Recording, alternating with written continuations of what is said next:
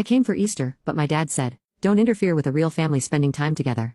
Then I said, okay, just don't wait for my $12,300 to pay your mortgage. Dad didn't believe me and Mom laughed. I canceled everything, even bills. But 6 days later when it was time to pay, they came to beg me. I slammed the door in front of them and then, it started with a text from my mom 2 weeks before Easter.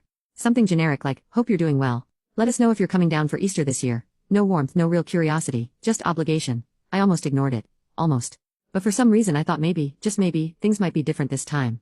Maybe they'd grown a little, and maybe they'd finally learn how to treat people with respect, even their own son. So I said yes. I booked the flight, cleared my schedule, and even decided to surprise them with something helpful. I'd been sending small chunks of money over the past year, nothing crazy, but they'd hinted more than once that they were behind on the mortgage, so I moved some money around and prepared to cover what was needed, $12,300. It wasn't pocket change to me. But I said to myself, this is family, and family helps each other, right? I didn't tell them I was coming early. I landed on Good Friday and took a taxi straight to the house. My mom opened the door. The first thing she said was, oh, you didn't tell me you were coming today. Then she half smiled and added, well, come in, I guess. As if I were a neighbor who had shown up at the wrong door, but she didn't mean to be rude. Inside, the place was packed.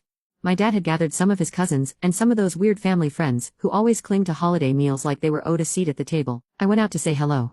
No one really moved. My dad looked at me, then back at whoever he was talking to. Then, plain as day in front of everyone, he said, don't get in the way of a real family spending time together. That hit home. No one said anything. Not even a cough. Just silence, like everyone agreed, but no one wanted to say it out loud. I didn't write right away. I went back to the kitchen where my mother was pretending to be busy with appetizers. I looked at her and said, okay. But don't wait until I give you $12,300 to pay the mortgage. She actually laughed. Like I just cracked a dry dad joke. I walked out without saying another word. That night I sat in my hotel room and canceled everything. The mortgage payment. Gone. The advances on her bills. I called every company and canceled them one by one. Even the grocery delivery I had scheduled for Saturday morning, I canceled everything.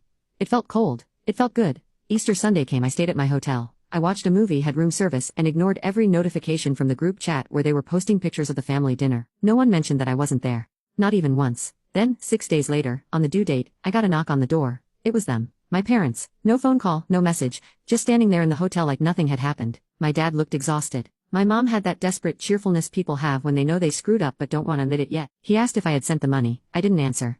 I closed the door, not quickly. Not loudly, just closed it. I stood there for a second, breathing, and then I realized this wasn't just about a vacation. It wasn't just about money. It was about all the years of disrespect.